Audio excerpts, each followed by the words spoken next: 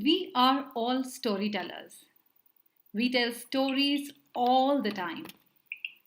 When we talk about the movie that we watched last time, or we talk about an upcoming vacation, or we come back from a party excited and we share with our family members all that happened in the party, or we come back from school and we share with our parents all that happened in school, or we wake up one morning and we talk about the dream that we had last night. What are we doing? We are telling stories. Humans become totally captivated with good stories. And if you look at history, all the information has passed down through stories.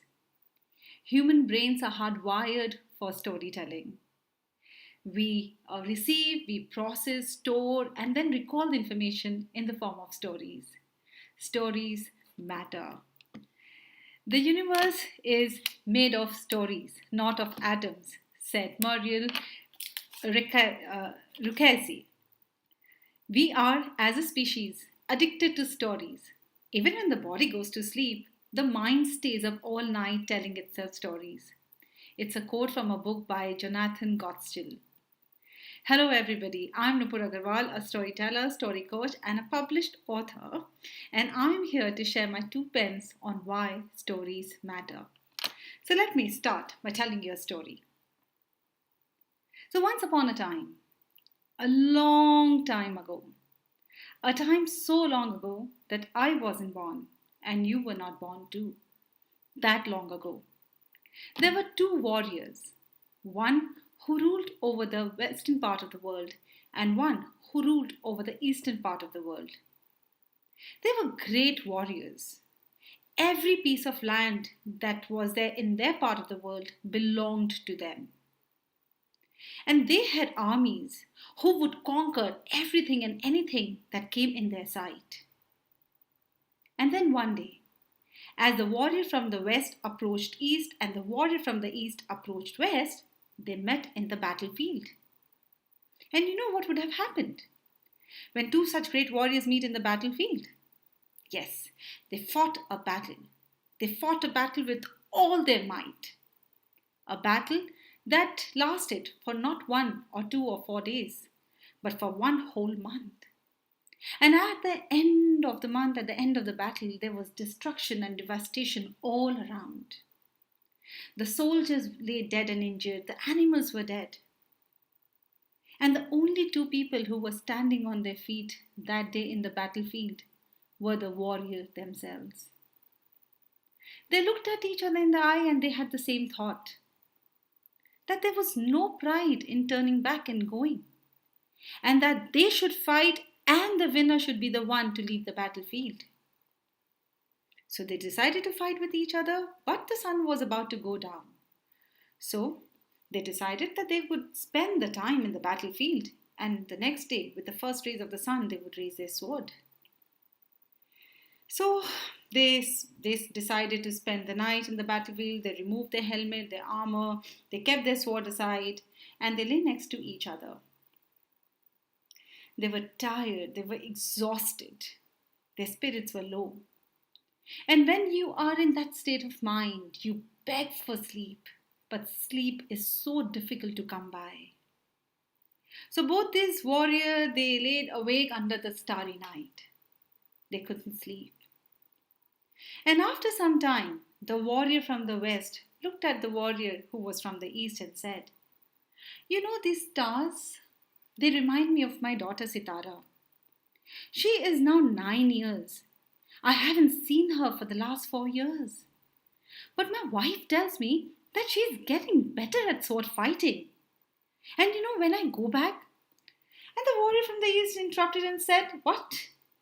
If only you go back. Remember, we are fighting tomorrow." "Well, yeah. If I go back, then I'm going to give her a real sword to fight, for she fights now with a wooden sword. So I'm going to teach her sword fighting myself, and why just sword fighting? I'm going to train her in arts." And the moment the other warrior heard the word art, it reminded him of his son, who was this warrior's daughter's age. And he said, "You know what? I'm reminded of my son. He is about 10 now, and even I have not met him for 5 years.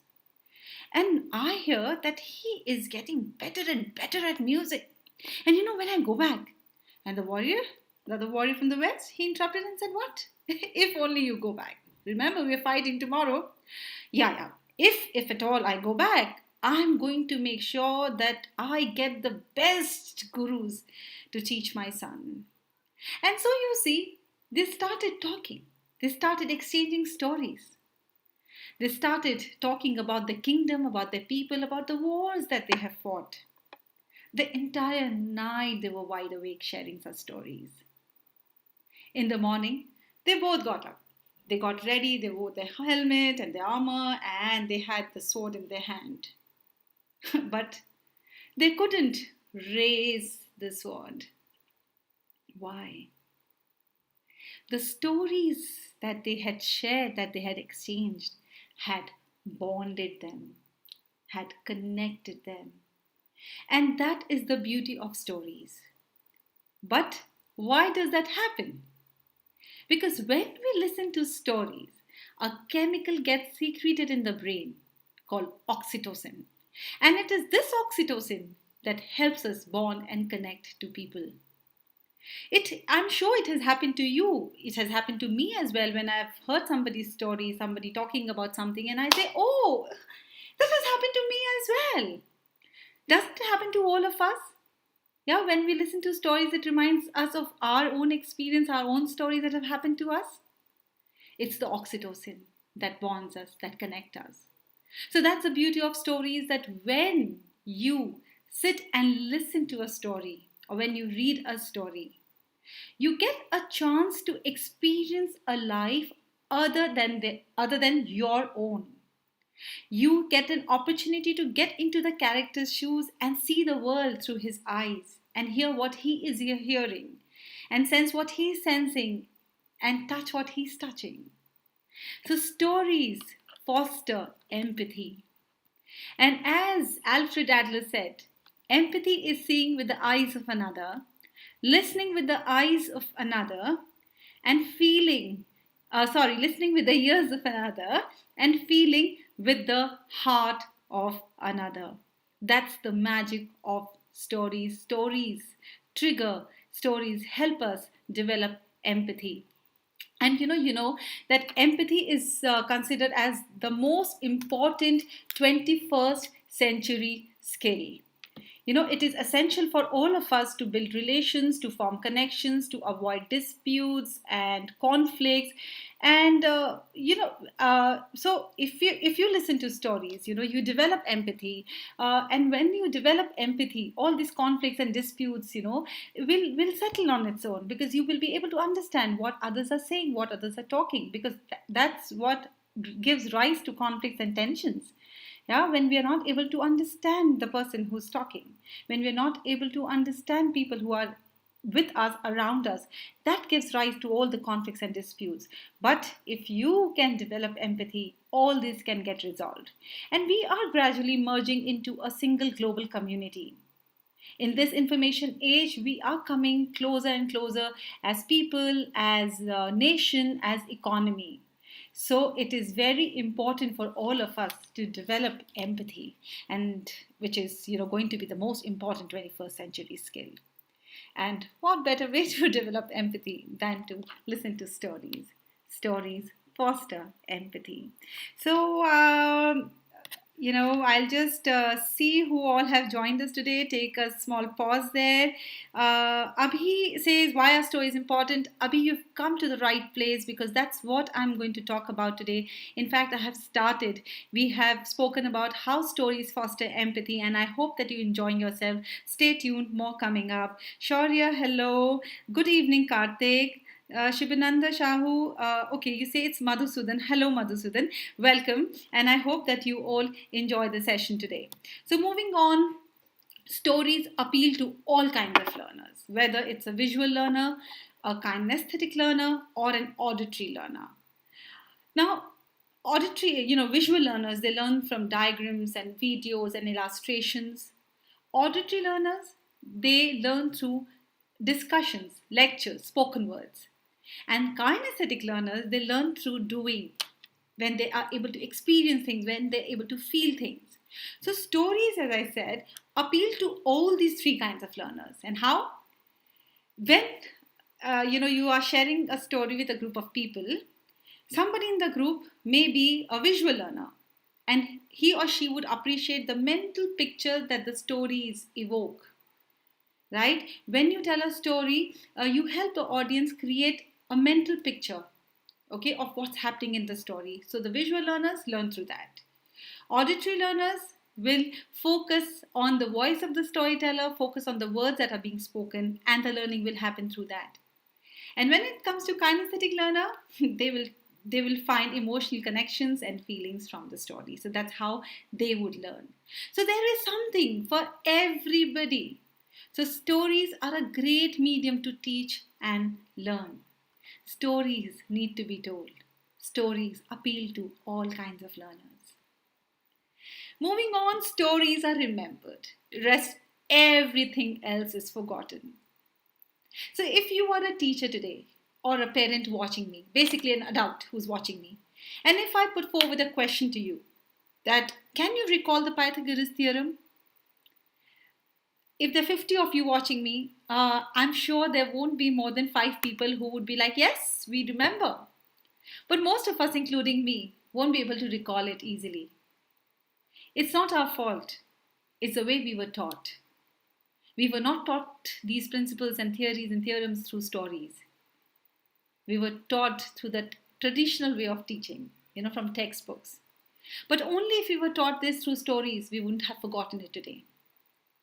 If you are, say, a 6th or 7th grader, and if I ask you that, can you recall something from the history or geography lesson that you studied last year in school? Last year, I'm talking about 1 year back. You might be just scratching your head and say, maybe not. There would be a struggle. But if I ask all of you, do you remember the hare and tortoise story? What would you say? I'm waiting for your answer. If you remember the hare and tortoise story, give me a thumbs up. Give me a thumbs up if you remember the hare and tortoise story. Thank you, Banali. Thank you for joining. Always great to hear from. Okay, thank you. Thank you. So give me a thumbs up if you remember the hare and tortoise story.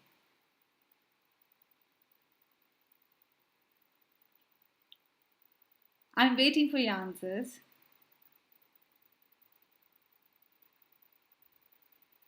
Thank you, Veena ji. Okay, Smita says yes, she remembers the hare and tortoise story. How about others? Okay, Banali says yes. Thank you, Smita. Okay, so I see most of you say yes, you remember the hare and tortoise story. Okay, how about the thirsty crow story? Would you even remember that? Would you remember the thirsty crow story? I'm waiting to hear from you. Taking a small pause here. The thirsty crow story. Yeah, that we all heard once upon a time. Yes, you do. Thank you, Aparna. Yes, Banali. Everybody says yes. Why? Why is it that we remember stories and we forget everything else? Because human brains are hardwired to think and understand in terms of stories. We receive information, we process that information, we store the information, and we recall the information all in the form of stories. So anything that we learn through stories will always remember, and there is enough research to back this. In fact, it said that stories are about 22 times more memorable than facts alone. I'm not saying this. It's Jerome Bruner, a famous psychiatrist, who found out that stories are about 22 times more memorable than facts alone. So, doesn't that make stories very powerful? Just imagine if we are able to retain and recall everything we read, everything we hear, everything we learn. How wonderful that would be. But then we found out how to do it. That's learn through stories. So if you are a student listening to me, nudge your teachers to teach you, to tell you more stories in the classroom. And that is why, on Unacademy we've launched this storytelling course, so that you learn the art of storytelling, and you learn it well enough to engage and inspire your audience. So stories are the most effective form of communication. So I would give you an example, that suppose you are listening to a presentation, okay, where the presenter relies heavily on data and information to present his or her topic, okay. So you are there in the audience listening to that presentation, which is where the presenter is mostly using data and heavily using information to communicate whatever he wants to communicate, to convey whatever he wants to convey.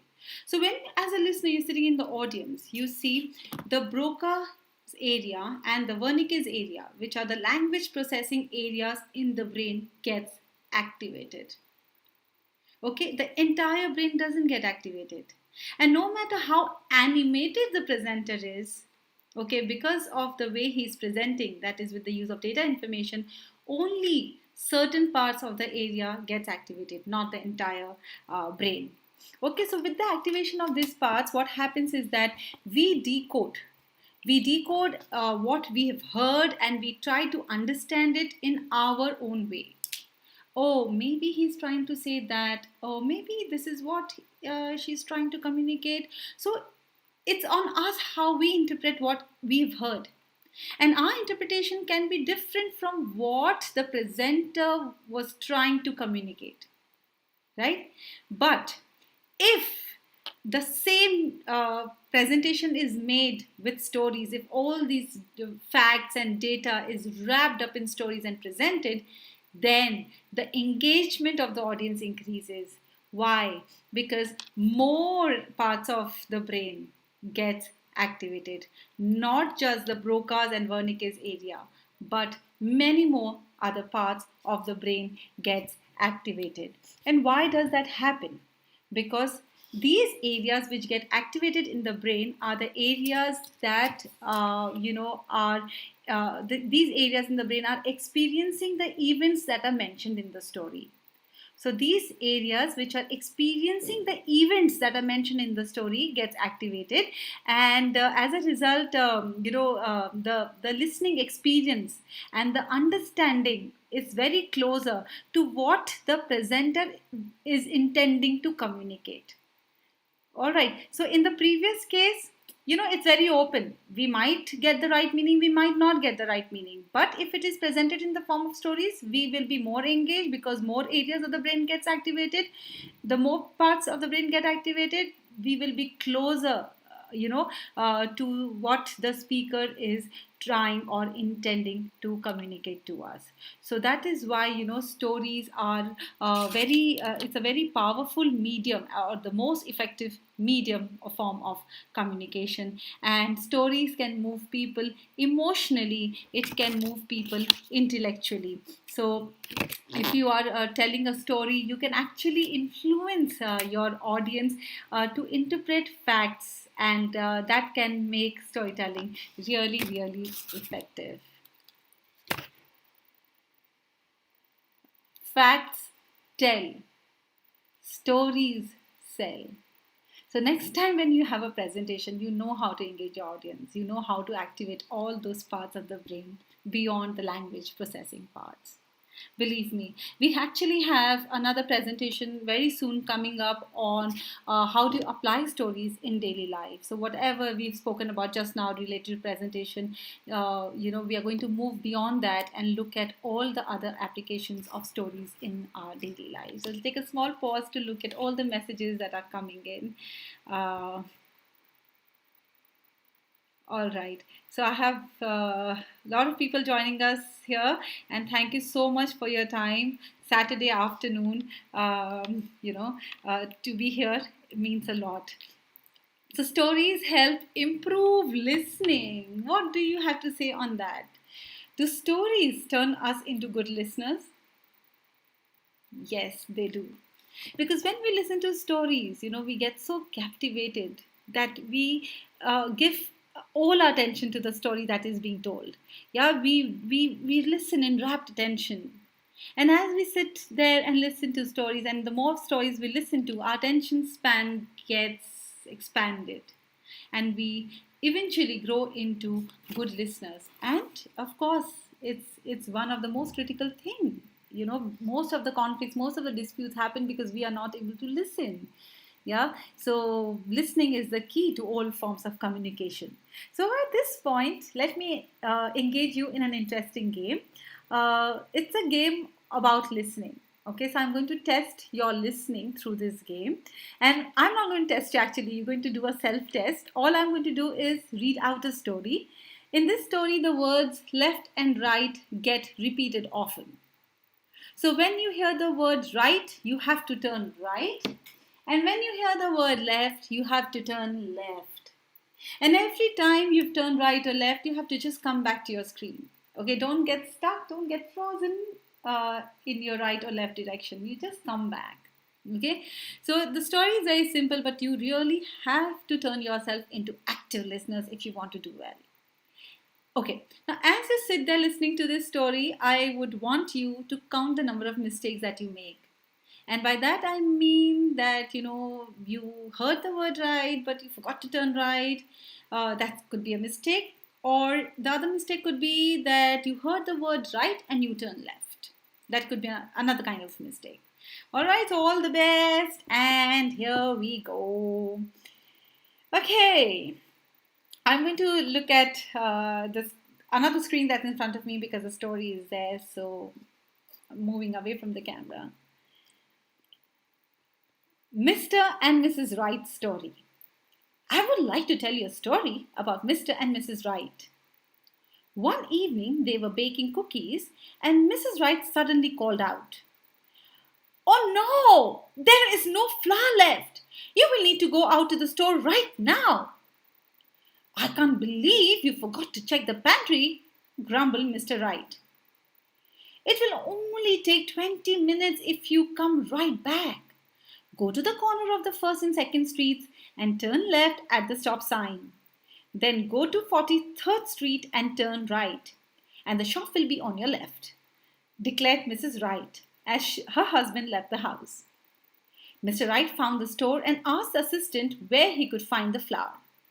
The assistant pointed and said, "Go to aisle 4 and turn left. The flour and sugar will be on your left." Mr. Wright made his purchase and he walked right out of the door. He turned left, but he couldn't remember where he had left his car. Suddenly he remembered that he had driven Mrs. Wright's car and that his car was in the driveway at home, right where he had left it. He finally found the right car. He opened the boot and put the flour right inside. Eventually, a tired Mr. Wright found his way home. Mrs. Wright had been waiting impatiently. "I thought you would be right back," she said. "I left all the cookie ingredients on the kitchen counter and the cat got into the milk. You will have to go right back to the shop again." Mr. Wright sighed. He had no energy left. "I am going right to bed," he said, and he left Mrs. Wright standing in the kitchen. Okay, how did you fare?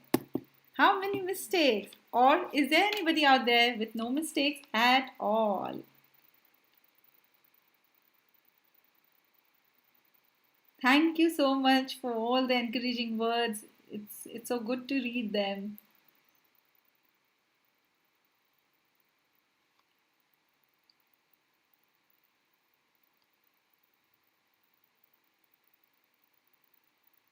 I'm waiting for all your answers. Is there anybody who's not made a single mistake and always turned right and left at the right time? Or if you made mistakes, that's absolutely fine. I would like to know how. Oh, zero, Priyanka. That's amazing. You're quite a good listener.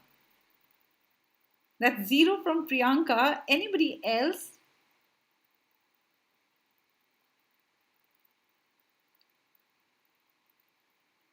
Would anybody else like to share? Thank you, Kavita, for joining us. So, Kavita, does a thumbs up mean that no mistakes? Zero. Oh, God, that was good. That's good. That's really good to know that you all have, done so well. I'm not sure about myself, really. I think I should have done well too. Okay, so quite a few responses. I will move on. So stories do help us improve our listening skills. Okay, Veena ji, you are saying that lovely being a child again, twisting my neck. Okay, so my bad. I should have told you to turn your bodies. That is something that I discovered when I've been doing this activity with my learners and workshop participants for a long time. And I always give the instruction that turn your bodies to the right and left. Do not just turn your neck. And I'm so sorry. I should have reminded you. Okay. All right. So we'll move on. Stories speaks to our imagination. They do. Stories take us on a mental journey where we start linking one thing to the other. Stories help us paint a mental picture of the character, of the settings, of all that's happening in the story. So let me share another story with you and let me see if my story triggers your imagination. A long time ago, in a town not too far from where I live, there lived a little girl with her mother. They lived in a beautiful cottage that stood on top of a hill. One day, the mother was going to the market and she called out to the little girl, little girl, I am going to the market. I'll be back by evening. And when I'm gone, you stay at home. Do not go out. Mommy, you always leave me alone at home. I don't like it. I want to come with you. Darling, the market is far away. You won't certainly be able to walk that distance. So stay at home, do not go out, and remember, don't go near the forest because you know who lives there. Mama, don't talk about that wolf. I've told you so many times. I will never go towards that forest because I know about that evil wolf. The mother hugged the little girl and she left for the market. And this little girl, she stood by the window, and as she watched her mother walking away, she had a thought. She thought, why don't I do something to make my mama happy? She will be back from the market all tired. But what can I do? What can I do? Last time I'd made her a sandwich, but you see, I'm not a good cook. It didn't come out well. What can I do this time? And just then, just at that very moment, she had a thought.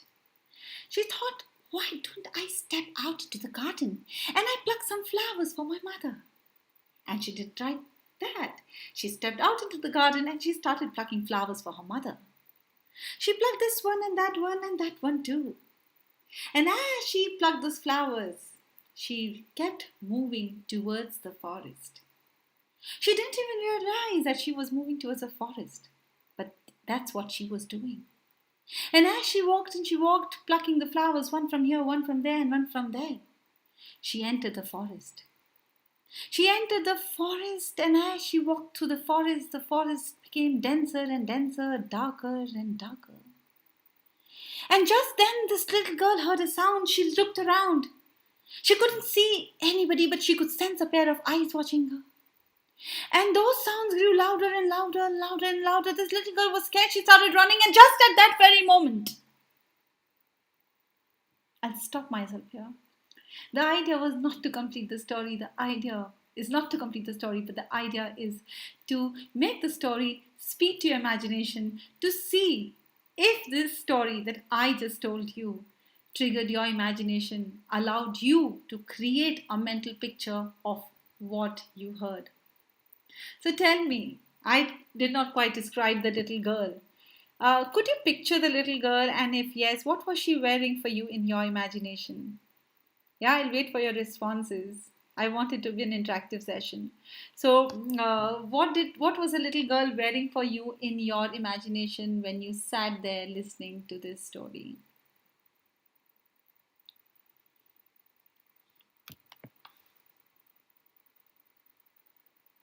Okay, Veena ji, I'm reading your response now. You say that you made mistakes. Yeah, everybody makes mistakes, and but it was fun. Okay, you lost count after 13 rides. Okay, all right.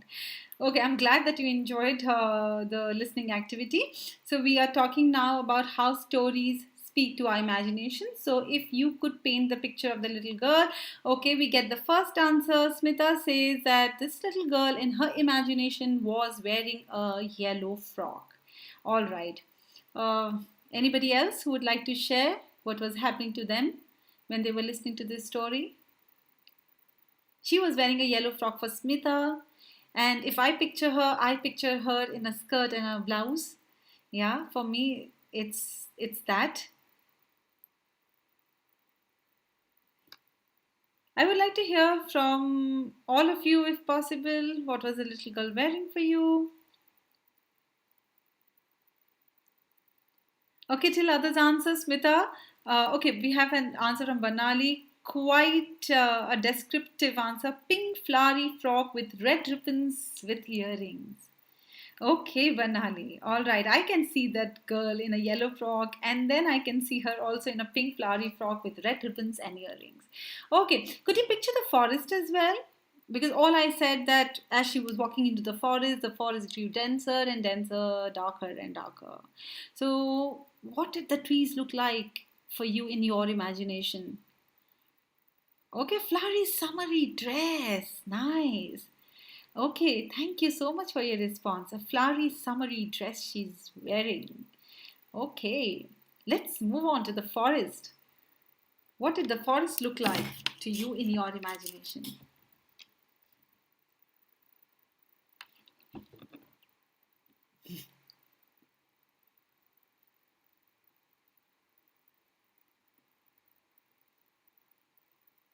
A beautiful dress is Steffa. A beautiful dress. Okay.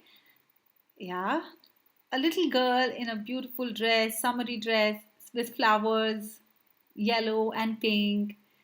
Elsa kind of a dress. All right, Steffa. It's an Elsa kind of a dress. Okay. How about the forest? Could you picture the forest? Anybody could picture the forest here. Tall trees and the forest. The ground was covered with grass. Thank you, Aparna. The forest had tall trees and covered with grass. Okay, some more responses? Okay, Banali says a scary one covered with trees making a canopy so thick. The clouds started looking darker and darker. It was almost evening. Wow, lovely description. And I, the next time when I do not want to use this activity for triggering imagination, maybe I can use this description. Beautifully worded. Thank you. Okay, how about animals? Could you see any animals? Dense forest and little sunlight, Priyanka. So true. Even it's very close to my imagination. I can also picture it to be a very dense forest. And as uh, you know, uh, it was somebody said that thick canopy, right? Yeah, it was Bernali.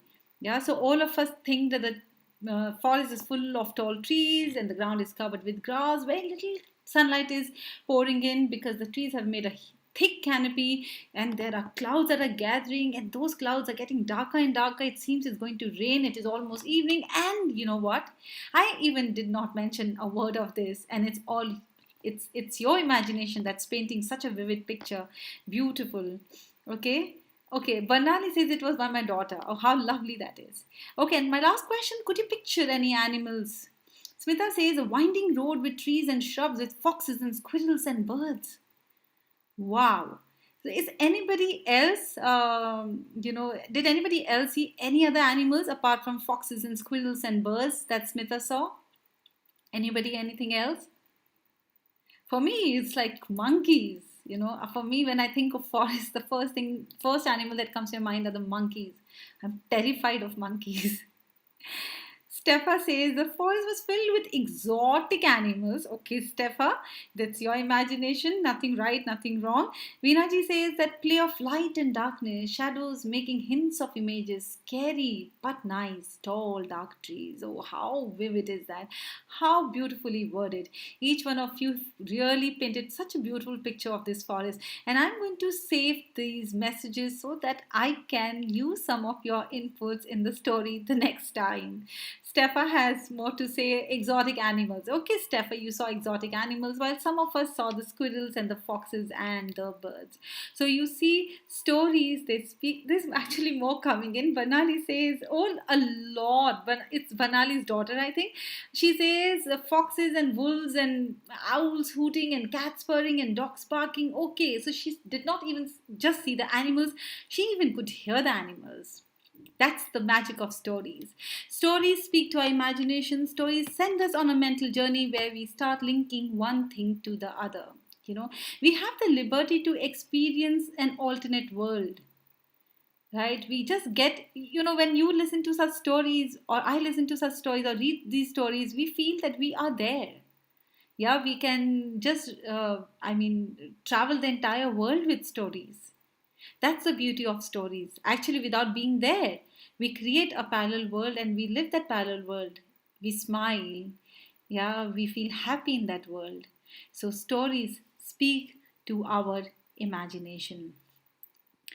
Okay, so what else do you think is the magic of stories? We spoke about empathy, we spoke about how stories are remembered, everything else is forgotten, and how stories are an effective form of communication, how stories help us develop listening skills and also trigger our imagination, which is a very important 21st, it's an important requirement. It's a source of human development, if I can say, because if you have a strong imagination, you can think out of the box, you can be creative, you can come up with new inventions. So all that, to do all that, you require imagination, and stories can trigger just that. So anybody else who has to share any thought, I would like to hear it from you. That did I miss out on something that you would like to emphasize on? The moral values, absolutely true. The language, the vocabulary, the moral values. Okay, and there were actually a lot of addition to that story. The bats were hunting for food, says Steffa, and Banali's daughter says that birds were making creepy sounds. Oh, that sounds scary. Okay, and when I ask you that, would you like to contribute to more on why stories are important? Again, we have so many answers coming in. It helps us develop vocabulary, it helps us in language development. The more you read, the better your vocabulary becomes, and the better the vocabulary, you can express yourself better. Your language gets enriched. Moral values, yes, every story has to teach us something.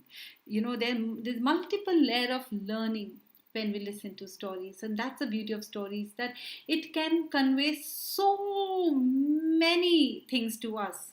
A lot of things can get conveyed to us all through just one story. If I would have completed this story of this little girl who ventures into the woods, and if I would have discussed the story, that what did you learn from the story, each one of us would have walked away with a different takeaway, with a different thought, because we all of us receive stories in our own way.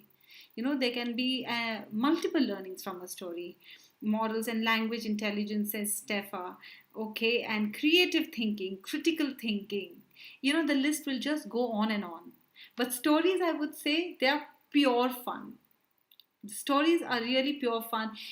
All this magic happens. Totally understand. But when you listen to stories, you just have so much fun. Yes, so many of you are here today with me for the love of stories.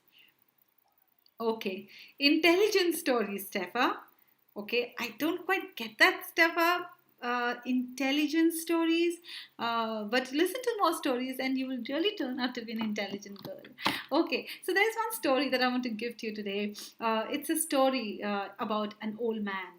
This old man, who again lived in a particular village, and this old man was a very handsome looking old man. He had a long flowing beard and he wore an interesting jacket. And he had several pockets in the jacket, very interesting, colorful jacket. And everybody in his village loved him. Wherever he went, people would stop by to talk to him. They would shake his hands and they would invite him to their house for tea and toast and coffee and biscuit and wine and cheese. So you see, there was absolutely no dearth of hospitality for this old man. Everybody loved him. In the same village, there lived a woman whom no one liked. Wherever she went, people would just turn away. Nobody was there to offer her tea and toast, coffee and biscuit and wine and cheese. So she was really troubled. So much trouble that she went to this old man and she looked at him and she was furious and she said, "Who are you? What's your name?" And the old man stroked his ear and he said, "Well, my name is Story. Who are you?" "I am Truth." So you see, nobody likes truth, everybody likes stories. Now, this old man had the wisdom. He knew that the world needs a little bit of truth. So, he looked at this old woman and he said, "Why don't you come and stay with me? I have more wine and cheese more wine and cheese than I can handle. There's more tea and biscuit and coffee and toast. I wouldn't need so much. There's more hospitality than I ever need. So jump into one of my pockets and wherever I go, I'll take you along with me." Truth stepped forward and she jumped into one of his pockets. And it is said that since that day, wherever there is a story, you will find a little bit of truth in it. So, great stories happen to those who can tell them, said Ira Glass, and I wish great stories happen to you and you spread the love of stories. So before we all go, I would like you to look at a few of these slides. You are here on the Creative Corner, which is a great initiative by Unacademy, a creative corner which helps you discover your inherent creativity. So we have a book lovers corner where I tell stories, and I have just launched a course on mastering the art of storytelling. It's a 13 module course spread over 13 weeks. Today was the third module and we have 10 more to go, but don't worry, on Unacademy every class is recorded and you can always go back and learn at your pace, at your convenience. So apart from the book lovers corner, you have artist corner. You learn doodling, you can pick up music and magical tricks in entertainers corner, and in beyond school syllabus you get to pick up robotics, coding, learn negotiation skills, financial literacy, Vedic maths, and of course chess. Orators corner helps you with communication skills, public speaking and debating skills. So if you have not subscribed to Creative Corner, do so. And the best part is that you can use my code NUPAL10 and you can get a 10% discount on your subscription.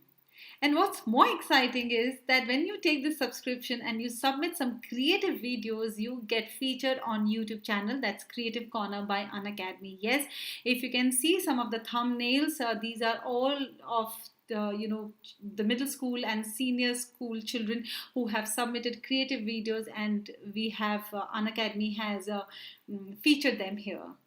So your homework assignment, video assignment, if you want to get featured on the channel, on Creative Corner channel by Unacademy, what you have to tell us on a video, what are your key 2-3 learnings from these sessions? Okay, why do stories matter?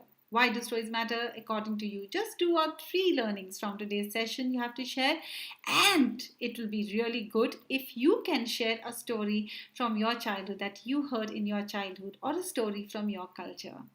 You can submit your video assignments after this session, and the link on which you have to send this assignment, share this assignment, is given in the description box below. This is a link. This is mentioned in the description box below, along with there's also a description of how to submit along with this link. That is where to submit. And good to share that Creative Corner is running a January carnival. This carnival is started on the 4th of January. It's going to go on till 31st of January, where every evening from 4 to 5 and 5 to 6 you get to learn from the best of educators. As I said, from robotics to chess, negotiation skills, storytelling, public speaking, there's something for everyone. Okay, and there is also a Telegram group by Creative Corner Unacademy. If you join that group, you can ask questions about Creative Corner, and you can also get updates from the team. And if you're already a member, you can, of course, send us your feedback and suggest changes. Definitely try to incorporate them. Again, the link for joining this group is mentioned in the description box below. And now there's a surprise. Creative Corner Timeout 2021 is happening on 31st January from 9 a.m. onwards. All of these classes are absolutely free that day. All you need to do is register yourself. Okay, so as you see, there 1 hour class from the best of experts.